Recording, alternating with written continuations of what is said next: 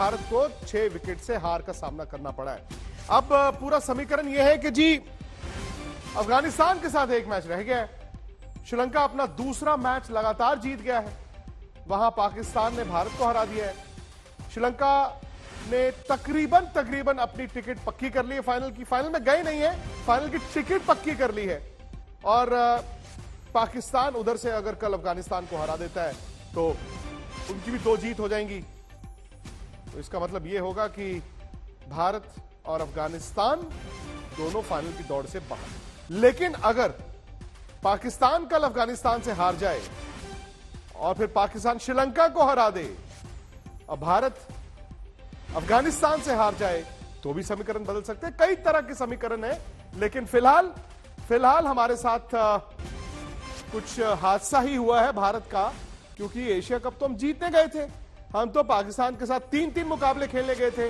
लेकिन फिलहाल यह लग रहा है कि पहला मैच जीतकर अगला मैच हारकर और इस मैच में हारकर भारत अब एशिया कप से बाहर ही लगता है। बड़ा ही लचर परफॉर्मेंस आज भारत की। आज बैटिंग देखें आप, केएल राहुल, विराट कोहली जल्दी आउट हो गए, कप्तान रोहित शर्मा ने आउटस्टैंडिंग बैटिंग की, सूर्य कुमार यादव के साथ पार्टनरशिप हुई, लेकिन एक बार फिर दगा दे दिया आपके बड़े बड़े मिडिल ऑर्डर के धुआंधार बल्लेबाजों ने। और भारत ने सिर्फ 174 रन बनाए 4 विकेटों के नुकसान पर। श्रीलंका ने स्टार्ट बड़ा जबरदस्त किया, लेकिन उसके बाद युजवेंद्र चहल ने 3 आउट कर दिए, रविचंद्रन अश्विन ने भी 1 आउट कर दिया। 110 रनों पर उनकी 4 विकेटें गिर गई 15वें ओवर में, और लगा कि शायद एक मिरेकल होगा, शायद भारत इस मुकाबले को जीत जाएगा। लेकिन भानुका राजपक्सा 25 और दसुन शनका जिन्होंने बनाए 33, और आखिरी ओवर 1 गेंद रहते 6 विकेटों से श्रीलंका ने भारत को हरा दिया। हरभजन सिंह जी, हम तो यह बात कर रहे थे कि भारत फाइनल भी जीतेगा, वर्ल्ड कप भी जीतेगा, लेकिन एक पुरानी बीमारी वापस आई है। बायलैटरल क्रिकेट एक तरफ, किसी टूर्नामेंट के लीग मैचेस एक तरफ, लेकिन जैसे ही अब मस्ट विन नॉकआउट मैचेस में आते हैं, सांप सूख जाता है टीम को। देखिए, ये निराशाजनक प्रदर्शन जरूर है, इसमें कोई दो राय नहीं। और जैसी टीम थी, अपेक्षाएं बहुत ज्यादा थी कि ये टीम बाकी टीमों से अगर ऑन पेपर देखें तो बहुत ज्यादा अच्छी दिखती है, पर ऑन ग्राउंड परफॉर्मेंस उतनी अच्छी आई नहीं है, जिसका नतीजा ये है कि पाकिस्तान से भी हारे और अब आज श्रीलंका से हारने के बाद, जैसे आपने कहा है कि लगभग इस टूर्नामेंट से भी तकरीबन बाहर हो गए हैं। बहुत मिरेकल कोई होगा तो फिर जाके कोई आगे जाने का रास्ता मिलेगा, बट उसके लिए आपने मदद नहीं करी अपनी, आपको फिर दोबारा लोगों की मदद की जरूरत है कि वो इसको हरा दे, ये इसको हरा दे और फिर हम फाइनल में पहुंच जाएं। वो मुझे लगता है कि ठीक नहीं है। I think credit to Sri Lanka, they batted beautifully, और जो पहले उन्होंने 10-12 ओवर में जो उड़ाया है वो काबिले तारीफ था। क्या बल्लेबाजी करी, दिखाता है कि इंटेंट, वो T20 कैसे खेली जाती है। यहाँ पे हमारे रोहित की आपने तारीफ जरूर करी कि रोहित ने रन बनाए, बट उनके साथ साथ बाकी के बल्लेबाजों के रन नहीं बने, और इसलिए टारगेट ये ऐसा टारगेट रहेगा कि अचीवेबल टारगेट था। मुझे लगता है कि आप हमेशा ये दूसरों के ऊपर डिपेंड नहीं रह सकते कि वो टीम कैसे खेलेगी, ये टीम कैसे खेलेगी, वो टीम उसको हरा दे, फिर हम इनको हरा दें, हर बार की कहानी ये हो जाए और हम फाइनल पे चले जाएं। वो नहीं होगा। उसके लिए आपको काम करना पड़ेगा, जो नहीं हुआ, ठीक से नहीं हुआ, ये हमें बाहर बर्दाश्त करनी पड़ेगी। जो और इस हार से कई चीजें निकल के भी आई। दिनेश कार्तिक का बाहर बैठना मुझे लगता वाजिब नहीं है। जो एक इन फॉर्म खिलाड़ी है, वो कैसे आप बाहर रख सकते हो उसको। सबसे ज्यादा रन बनाए उन्होंने, जिस प्रकार की उन्होंने बल्लेबाजी करी है आईपीएल में, उसके बावजूद भी जब वो टीम में आए हैं लगातार अच्छा खेलते गए, उसको आपने बाहर रखा हुआ है, किस कारण? कोई बहुत से सवाल है। कहीं ना कहीं वो जो सपना वर्ल्ड कप जीतने का है, उस पर भी एक बार फिर सवालिया निशान है, क्योंकि ये लगातार जो टूर्नामेंट में जाके हार हो जाती है, मस्ट विन मैच में जाके हार हो जाती है, वो सवाल तो खड़ा करती ही है। भारत उन्हीं बल्लेबाजों के साथ पिछले वर्ल्ड कप में हारा था दुबई में, उन्हीं बल्लेबाजों के साथ इस वर्ल्ड कप में जा रहा है, और वो आपको ट्रेलर एशिया कप में मिल गया है। ट्रेलर आपको एशिया कप में मिल गया है। बल्लेबाजों ने बड़े मैचों में रन नहीं बनाए हैं। आज श्रीलंका से हारे हैं, परसों पाकिस्तान से हारे थे, अफगानिस्तान का मैच अभी पड़ा हुआ है, और हांगकांग जैसी टीम ने भी इनके छक्के छुड़ा दिए थे। अब सवाल यह है कि क्या यही टीम भारत को T20 वर्ल्ड कप जिता सकती है? क्या यही है टॉप ऑर्डर? क्या यही है बल्लेबाजी क्रम? क्योंकि बल्लेबाज कंसिस्टेंट नहीं है भारत के। आप श्रीलंका की टीम देखें, लगातार तीसरी चेज है, यानी कि तीसरी चेज में बल्लेबाजों ने कंसिस्टेंट परफॉर्मेंस दिखाई होगी 3 मैचों में, लेकिन भारत का ऐसा नहीं है।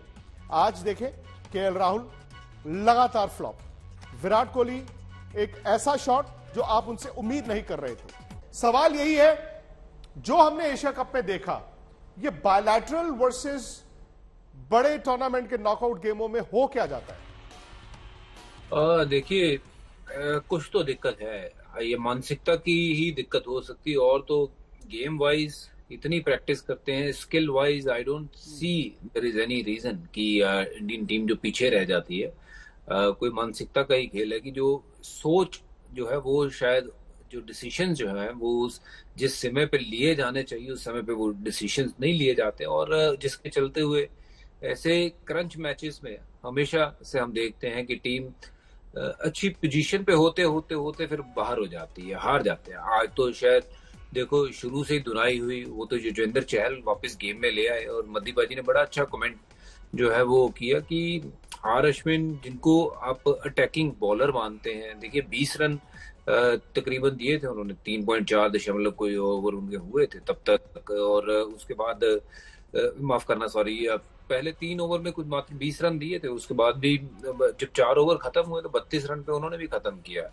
तो इसमें अगर आपको वापस उनके पास ही जाना है तो फिर यंग बिश्नोई क्यों नहीं, आप कहें दिनेश कार्तिक क्यों नहीं, ये सब खिलाड़ी परफॉर्म करके आए हैं, इन्होंने अपना दमखम दिखाया पूरा आईपीएल में। और साथ ही साथ ये गलती देखिए सिर्फ और सिर्फ 1 या 2 खिलाड़ियों की नहीं है। जैसे मद्दीबाजी ने कहा कि बल्लेबाजी में हमारे पास कंसिस्टेंट परफॉर्मेंस वो आते नहीं है कि लगातार जो कि रोहित रन बनाए या फिर उनके साथ विराट रन बनाए, फिर बीच में आपके पास मिडिल ऑर्डर स्ट्रांग हो जो कंट्रीब्यूट करें, या तो हमारे ऊपर से रन बनते हैं या फिर मिडिल ऑर्डर रन बनाता है। तो ये बात तो पक्की है, आज रोहित ने बनाए तो फिर मिडिल ऑर्डर ने रन नहीं बनाए, और पहले मैच में हार्दिक पांड्या ने और जडेजा ने बनाए तो ऊपर से नहीं बने थे। तो जब तक ये इनकंसिस्टेंसी रहेगी बल्लेबाजी में और गेंदबाजी में भी, तो ये रिजल्ट्स कुछ ऐसे ही आएंगे। आपको लगता है ये वाजिब टीम है? आपको लगता है कि यही टीम वर्ल्ड कप में लेके जाएंगे? अब तो आप इतने पास आ गए हैं, आप कॉस्मेटिक चेंजेस करने के अलावा और क्या करेंगे? आपके पास यही बल्लेबाज है ना, आपने ईशान किशन वगैरह को तो पहले ही आउट कर दिया हुआ है कि नहीं ये तो चाहिए नहीं है, हमें नहीं चाहिए।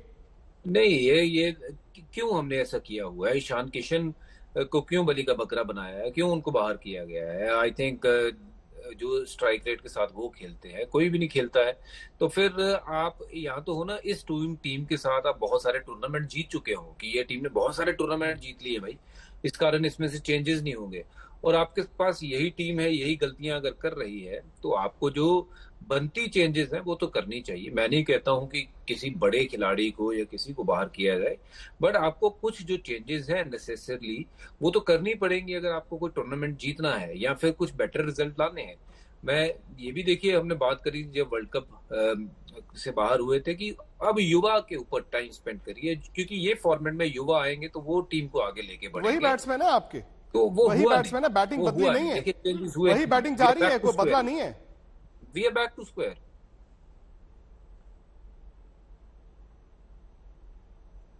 मैंने कहा आपकी बैटिंग बदली नहीं है, आपने कहा युवा, चेहरे वही हैं, वही तकरीबन बैटिंग है, वही है। रिजल्ट भी कुछ वैसे ही है ना विक्रांत, रिजल्ट भी तो वैसे ही है ना। तो कोशिश तो ये होनी चाहिए थी कि युवा में टाइम दे, उनको आगे लेके आए, क्योंकि T20 में तो युवा टीम बनाए, आप साथ में एक्सपीरियंस जरूर रखें, बट थोड़ी टीम में बदलाव लाएं, ताकि इस टीम के साथ भी आप हार रहे हो तो फिर युवा के साथ हार जाओगे तो कोई बात नहीं, बट युवा तैयार हो जाएंगे आके आने वाले सालों में जो कि आपको जिता सकते हैं। नहीं, लेकिन अब स्कोप है, आपको लगता है? एशिया कप में तकरीबन अब बाहर हो चुके हैं, एक मुकाबला रह गया, चलिए खिलाड़ी वैसे भी रेस्ट बहुत मानते हैं, उनको 3-4 दिन का एक्स्ट्रा रेस्ट भी मिल गया, फिर ऑस्ट्रेलिया आएगा, साउथ अफ्रीका आएगा, फिर वर्ल्ड कप है। क्या आपको एक्चुअली लगता है कि इस वक्त आप बदलाव कर सकते हैं, और अगर कर सकते हैं तो आप क्या बदलाव करना चाहेंगे? मैं सिर्फ फिलहाल बैटिंग की बात कर रहा हूं। देखिए, आप ईशान किशन जैसे खिलाड़ी को लेके आइए वापस, आप देखिए गब्बर ने रन बनाए, चाहे वो शिखर धवन में ठीक खेले हैं, उन्होंने रन बनाए, बट लेकिन कंसिस्टेंट है, वो कंसिस्टेंसी आपको इस टीम में भी चाहिए। और गब्बर की अगर बात करें तो उनका आईपीएल में भी देखिए उनके हर साल रन होते हैं। तो मुझे लगता है कि आप ऐसे खिलाड़ियों को लेके आए जिन्होंने रन बनाए हो, जो रन बनाना जानते हैं। Yes, there are all great players. KL की बात करूं, रोहित, विराट, या फिर जितने भी खिलाड़ी खेल रहे हैं वो बहुत अच्छे खिलाड़ी हैं। बट फॉर्मेट वाइज अगर देखना चाहिए, अब दिनेश कार्तिक की क्या गलती है जो वो बाहर बैठे हैं? मुझे बताइए कि किसी प्लेयर ने अपनी जगह बनानी है टीम में तो उसको आउटस्टैंडिंगली करके, जो 37 साल का बंदा है वो वापस टीम में आता है, उसके बावजूद आके कुछ मैचों में बहुत तगड़ा खेलता है। वेस्ट इंडीज हो या कहीं और जहां टूर पे गए थे, वहां बहुत तगड़ी बल्लेबाजी की, कंसिस्टेंट है और अपने पीक पे है, अच्छी बल्लेबाजी कर रहा है। सडनली उसको जब यहाँ लाया जाता है, पहला मैच खिलाते हैं, उसके बाद फिर उसको मौका नहीं मिलता, ये मेरी समझ से बाहर है। I don't know if he is injured, I don't know अगर वो टीम मैन नहीं है, I don't know what is wrong. But ये कहना गलत है कि हाँ भाई दिनेश कार्तिक वहां सिर्फ और सिर्फ बाहर बैठने के मतलब आपको सिर्फ इतना नहीं, मैं आपसे ये पूछ रहा हूं, बल्कि मैं आपसे ये जानना चाहता हूं बिकॉज रोहित की कप्तानी भी मुझे ये दोनों मैचों में थोड़ी साधारण दिखी है। दीपक हुड्डा को आपने उस दिन खिलाया, दीपक हुड्डा से बॉल नहीं डलवाया, आप 5 ही बॉलर के साथ गए। अब बड़ी हार थी, आज मस्ट विन मैच है। मुझे लगा शायद आज कुछ बदलाव होगा, आज फिर दीपक हुड्डा को खिलाया। मुझे लगा शायद दीपक हुड्डा से बॉल डलवा लेंगे, आज भी बॉल नहीं करवाया, यानी कि आज भी अब 5 ही गेंदबाजों से खेले। तो दीपक हुड्डा अगर बॉल नहीं करते हैं और बैटिंग उनकी भी अब साधारण ही है, सामने दिख ही रहा हमें, माजरत है, तो दिनेश कार्तिक क्यों नहीं? फिर वहां पर तो आपकी आज की 11 की सिलेक्शन है। मैं कहता हूं अगर आपने पंत को भी खिलाया तो दिनेश कार्तिक को भी खिला सकते थे। नहीं, देखिए उसमें रोहित शर्मा नहीं, पूरी मैनेजमेंट जो है वो इन्वॉल्व होती है और डिसीजन जो है वो कप्तान का नहीं होता है कि इसको ही मैंने खिलाना। वहां मैनेजमेंट क्या सोचती है, मैनेजमेंट को लगता है कि हुडा ज्यादा बेटर फिनिशर है, ये तो मैं मानने से मैं नहीं मान सकता हूँ, क्योंकि Dinesh Karthik is a far superior, far better player, far completed player than Deepak Hooda. Yes, Deepak Hooda बहुत होनहार है, बट उनका टाइम आएगा। बट आप उनको दिनेश कार्तिक के आगे खिला रहे हैं, ये मेरे को तो बात पछती नहीं है कि दिनेश कार्तिक इतने अच्छे प्राइम फॉर्म में है, आप उनका अभी इस्तेमाल नहीं करोगे तो कब करोगे? क्योंकि जब वो 38, 39, 40 के हो जाएंगे तो फिर तो उनमें वो धार, वो सब जो आज की चीजें चल रही हैं वो तो वैसे ही खत्म हो जाएगी। जब बंदा चल रहा है तब उसको खिलाना चाहिए। तो दीपक हुड्डा के आगे दिनेश कार्तिक खेलना चाहिए थे। और रही बात उनकी बॉलिंग की, तो दीपक हुड्डा हाँ हाथ घुमा लेते हैं, बॉलिंग कर लेते हैं। अगर खेल रहे थे, अगर कप्तान को उस स्टेज पे लगा कि इनसे बॉलिंग डलवा सकते हैं, नहीं डलवाई, वो देखिए वो उनका निर्णय है, अंदर उन्होंने क्या सोचा। But Rohit, as far as I know, he is probably the best captain we have now, उसके अलावा मुझे कोई और विकल्प नजर नहीं आता। रोहित ने बहुत सारे टूर्नामेंट जीते हैं आईपीएल में, कप्तान बहुत अच्छे हैं, खिलाड़ियों का सहयोग बहुत है उनको, और बहुत सबको मिलजुल के साथ लेके चलने वाले खिलाड़ी है। He will come good, that I know for sure. He is a brilliant captain, उसमें कोई दो राय नहीं है। बट यस, जहाँ टीम सिलेक्शन की बात होती है, मुझे लगता है कि वहां दिनेश कार्तिक जैसे खिलाड़ी, बिश्नोई जैसे खिलाड़ी, ये सब खिलाड़ियों को इग्नोर नहीं करना चाहिए, वहां खिलाना चाहिए। जिसका जो बनता है उसको वो तो मिलना चाहिए। नहीं, ये बात तो सही है, बल्कि मैं थोड़ा अब पीछे भी जाना चाहिए, क्योंकि कभी कभी क्या होता है ना, आप पौधे को जब पौधे को पानी दे रहे होते हैं, उसके बाद देखते हैं ना पौधा कितना बड़ा हो रहा है, लेकिन वो बड़ा नहीं हो तो आप में कुछ ना कुछ कमी रहेगी होगी, पानी नहीं दिया या खाद नहीं दी। अब मैं थोड़ा पीछे जाता हूं। हमें हमेशा कहा जाता है कि जी प्रोसेस है, रिजल्ट ओरिएंटेड है, कोई बात नहीं, एशिया कप आप हार गए, वर्ल्ड कप जीत जाओ तो हम तालियां बजाएंगे। लेकिन वर्ल्ड कप पाकिस्तान के साथ पहला मैच है और उस ग्रुप में आपके साउथ अफ्रीका भी है। असलियत आपके सामने दिखनी शुरू हो गई है। ये बहुत ज्यादा रेस्ट, स्टॉप स्टार्ट, मुझे रेस्ट चाहिए, मुझे रेस्ट चाहिए, मुझे रेस्ट चाहिए। अच्छा, ये करते करते करते क्या प्लेयर सिलेक्टरों पे हावी हुए हैं? मेरे को लगता है कि देखिए, एक तो सिलेक्टर्स जो है उन्होंने ये जो एशिया टीम में भेजी है, मैं समझता कि उसने जस्टिफाई नहीं किया उन्होंने, सिलेक्टर्स ने। आप बॉलिंग देखिए ना, बॉलिंग जो उन्होंने बॉलिंग अटैक भेजा, 3 पेसर सिर्फ उन्होंने भेजे इतनी गर्मी में, क्यों? ये हमें पता करना पड़ेगा। बाकी ये देखिए, अगर आप बाकी टीमों को देखें, उनका ना वही प्लेयर खेल रहे हैं, कोई ज्यादा उन्होंने चेंजेस नहीं आई उनके, और इसलिए क्योंकि वो अपने प्लेयर्स को इतना ज्यादा कॉन्फिडेंस दिया है। देखिए, श्रीलंका के बैट्समैन जब आज बैटिंग कर रहे थे, वो हिटिंग उनकी देखने वाली थी, और बड़ी क्लियर हिटिंग की है उन्होंने, बहुत अच्छी बैटिंग की। मैं तो हैरान हूं कि मतलब भारत के जो प्लेयर हैं जिनको इतना एक्सपोजर है, भाई 10 दिन पहले तो मैं ही कह रहा था पाकिस्तान वालों आपने तो वर्ल्ड कप के बाद सिर्फ 6 ही मैच खेले हैं, हमने तो जी 24-26 मैच खेल लिए हैं। बट हम ये भूल जाते हैं कि भाई इस दौरान हमारे 8-10 कप्तान भी बदले गए हैं। आज इस कप्तान को चोट लग गई, आज उस कप्तान को आराम मिल गया, आज इसने भी कप्तानी कर ली, आज उसने भी कप्तानी कर ली। आज आपके मैदान में फॉर्मर और करंट और एस्पिरेशनल कप्तान ही इतने हो जाते हैं कि भाई आप किसी को ड्रॉप ही नहीं कर सकते। भाई एक इंसान ने अभी कप्तानी की 3 मैच पहले या 3 मैच बाद वो कप्तानी करना चाहता है, अब उसको 11 से ड्रॉप कैसे कर देंगे? तो ये बहुत बड़ी हरभजन सिंह जी दिक्कत है कि आप प्रीमा डोनास को पाल रहे हैं। आपको लगता है कोई बात नहीं, 2 मैच और, 3 मैच और, 4 मैच और बॉलिंग तो, लेकिन आपकी ये जो गई है इस बॉलिंग के साथ आप वर्ल्ड कप नहीं जीत सकते हैं आप। देखिए आपने मौके देने दीजिए, अच्छी बात है, हर प्लेयर को मौका मिलना चाहिए, बट वो फिर हर प्लेयर को मिलना चाहिए। आप फिर कहेंगे मैं दिनेश कार्तिक के ऊपर आ गया हूं, क्योंकि ये जस्टिफाई कोई कर दे मुझे कि वो बाहर क्यों है। अगर बाकी खिलाड़ियों को बार बार लगातार मौके दे रहे हैं और उसके बाद एक ऐसे खिलाड़ी को मौका नहीं मिलता है जो इन फॉर्म है, जिसका हमें फायदा लेना चाहिए पूरा। और आपने सीमर्स की बात करी, देखिए दीपक चाहर कहाँ है, और उनके अलावा जो और धुरंधर सीमर हमने देखे थे, उमरान मलिक जैसे नए खिलाड़ी, नया चेहरा जिनके पास 150 की गति है, हम कह रहे थे बहुत होनहार खिलाड़ी बन जाएंगे ये, वो कहाँ है? और ऐसे कई खिलाड़ी और हैं जो मिसिंग है, जो कि इस टीम का हिस्सा हो सकते थे। पर बात वही है कि आप 4 स्पिनर ले गए हो, आप 3 सीमर लेके गए हो ऐसी कंडीशंस में जहां पे बहुत ज्यादा गर्मी है, धूप है, कोई एक भी आपका खिलाड़ी इंजर्ड होता है फास्ट बॉलर, तो आपके पास विकल्प क्या बचते हैं? आपने अक्षर पटेल को बुलाया पर आपने उनको खिलाया नहीं, क्योंकि आप कहते हो कि नहीं यार जडेजा होता तो वो पक्का खेलता है। अगर जडेजा की कोई रिप्लेसमेंट है तो वो अक्षर पटेल है, अगर वो आते हैं तो सीधे अंदर क्यों नहीं आते हैं? ठीक है, आज की बात अच्छी है कि उनके पास लेफ्ट हैंडर से तो आर अश्विन खेले, but R Ashwin off spin तो करें। वो अगर ऑफ स्पिन करेंगे नहीं तो फिर अक्षर पटेल और उनमें कोई ज्यादा खास फर्क रह नहीं जाता है। और देखिए काफी चीजें हैं जिसके ऊपर चर्चा हो सकती है, बात हो सकती है, बट इन दी एंड कि आज थोड़ा सा डिसअपॉइंटेड फील कर रहे हैं हम सब, इसलिए क्योंकि इस टीम में काबिलियत बहुत है, बट ये अपनी काबिलियत पे खेल के वो रिजल्ट नहीं मिलते हैं जिसकी पूरे भारत को अपेक्षाएं होती हैं। सही बात है। टेस्ट क्रिकेट, वनडे क्रिकेट में हिंदुस्तान का दबदबा रहा है, ये हम सब जानते हैं, लेकिन हकीकत ये है, और ऐसा नहीं है कि आज, हकीकत ये है कि जी T20 में आप बायलैटरल रिजल्ट दिखाते हैं हमेशा कि जी बायलैटरल हमने ये भी जीता, ये भी जीता, हकीकत है। लेकिन आप 2007 वर्ल्ड T20 के बाद से आईसीसी या कोई बड़ी T20 टूर्नामेंट में कहां अच्छा करते हैं? क्यों नहीं करते हैं? बिकॉज शायद मुझे लगता है कि अभी भी भारत ने इस T20 फॉर्मेट को क्रैक नहीं किया। ठीक है, रोहित ने कहा जी हम टेम्पलेट बदल रहे हैं, हम खेलने का तरीका बदलेंगे, वो हमारी बैटिंग में रिफ्लेक्ट होगा, वो बायलैटरल में रिफ्लेक्ट हुआ भी है। लेकिन बड़े मैच आते हैं ना नॉकआउट के, वहां पर हर कोई दब दब के खेलता है। कोई होता है आराम से आ रहा, कोई चोट से आ रहा, तो वो आपकी बल्लेबाजी में दिख रहे हैं। आपको वक्त चाहिए, जब आपको वक्त चाहिए, सामने वाले को वक्त चाहिए, तो फिर 4-5-6 को हम कहते हैं कि भाई दड़ा मारना शुरू कर दो, वो आसान नहीं होता। चलिए जी, अब मैं ये जानना चाहता हूं कि इस गेंदबाजी का इलाज क्या है। भाई सिलेक्टर्स ने भी कमाल की टीम चुनी थी, उन्होंने कहा जी हमने ना वर्ल्ड कप की तैयारी करनी है। चलो बुमराह, हर्षल पटेल को चोट लगी थी 4 महीने पहले, आपको याद है, उन्होंने कहा मोहम्मद शमी की जरूरत नहीं है हमें, मोहम्मद शमी नहीं चाहिए हमें, हम तो भाई देखते हैं एशिया कप में 3 फास्ट बॉलर गए, 4 स्पिनर गए, सामने वाली टीमें फास्ट बॉलरों से मैच जीत रही हैं।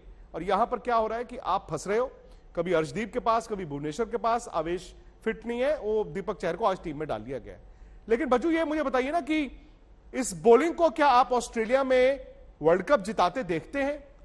कितने स्पिनर जाने चाहिए, कितने तेज गेंदबाज, और मोहम्मद शमी की टीम में जगह है कि नहीं है? क्योंकि बुमराह की फिटनेस अभी भी मुकम्मल तौर पर पता नहीं है। देखिए मोहम्मद शमी बहुत कंप्लीट बॉलर है, बहुत बढ़िया बॉलर है और काबिल बॉलर है। कोई फॉर्मेट निकाल लीजिए, टेस्ट क्रिकेट, वनडे क्रिकेट, आप T20 format, Mohammed Shami is your second best option after Bumrah. आपने उनको लिया नहीं है, क्यों? क्योंकि जी फिटनेस नहीं है, बट जिनकी फिटनेस है वो कोई ऐसे काम नहीं कर रहे हैं कि जो मोहम्मद शमी ना कर सके। सही बात है ना? तो मोहम्मद शमी का ना होना और क्यों नहीं है वो टीम में है, ये मुझे नहीं पता है, बट ये दुर्भाग्य है कि उनको टीम में नहीं लिया गया है। और साथ ही साथ आप देखिए जो आपके दीपक चहर की बात करी, चलो अभी उनको टीम में लिया, बट वो पहले क्यों नहीं है? वो और क्या करेंगे ये खिलाड़ी, कि उनको क्या करना होगा वापसी करने के लिए? और साथ ही साथ उमरान मलिक, जिनके बारे में बात हो रही थी कि ये 150 की स्पीड पे बॉलिंग करते हैं ऑस्ट्रेलिया जैसे मैदानों में, या फिर ये ऐसी पिचों पे भी जहां जान नहीं है, भारत की पिचों पे उन्होंने आईपीएल में ठीक ठाक बल्लेबाजों को दौड़ाया है, आउट नहीं किया, दौड़ाया है, और उनका वो सब करने के बावजूद कहीं नाम नहीं आता है, तो ये दुर्भाग्य है। मतलब आप फिर ये बताइए कि उन सब प्लेयर्स को क्या करना पड़ेगा टीम में सिलेक्ट होने के लिए।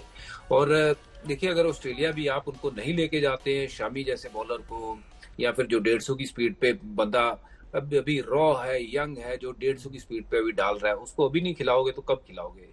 ये चहर है जो स्विंग के प्रति, देखिए आईपीएल ट्रॉफी, चेन्नई के पास एक लड़ता बॉलर था जो स्विंग के प्रति जाके 3-3 विकेट ऊपर से निकाल के देता है और अपनी टीम को फाइनल तक लेके जाता है और जिताता है। तो वो बंदा आज टीम में नहीं है। और अगर ऐसे गेंदबाज खेलेंगे नहीं वर्ल्ड कप में या एशिया कप में, तो फिर ये कब खेलेंगे? ये मेरी समझ से परे है। क्या सिलेक्शन हुई, कैसे हुई, किसने, जो भी ये करते हैं सिलेक्शन, थोड़ा सा उनको आईना देखना होगा, झांकना होगा, क्या ये हम सही कर रहे हैं? नहीं, मेरी नजर में ये सही नहीं है। अगले हफ्ते, क्योंकि ये लड़कों को खेलना चाहिए, शमी को खेलना चाहिए, हर हाल में खेलना चाहिए। और मैं तो, मुझे ये भी नहीं अब डाइजेस्ट होता कि यार आपने इतना प्लेयरों को आराम दे दे के उनको कच्चा ही कहते हैं ना, जब आप पूरी तरह रवा नहीं होते, आप पूरे तंदुरुस्त होके नहीं जाते, मैच फिट होके नहीं जाते, आपने कच्चा कहा कि एशिया कप खेल लो।